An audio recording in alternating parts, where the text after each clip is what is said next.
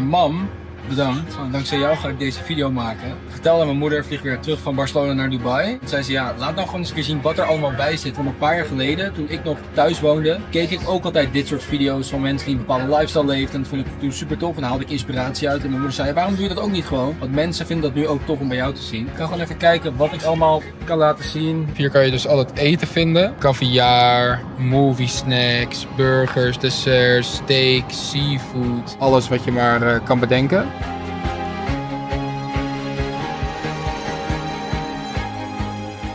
Hier is een bar, dus hier kan je gewoon onbeperkt drinken bestellen. Hier achter mij de douche, waar ik zo gebruik van ga maken. Op zich best wel prima, niet super klein. Ik heb hier vast mijn pyjama liggen, want straks wordt dan ook mijn bed gemaakt. Dus dat is altijd relaxed.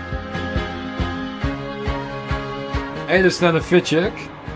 Zit als gegoten. Kijk, bed is opgemaakt.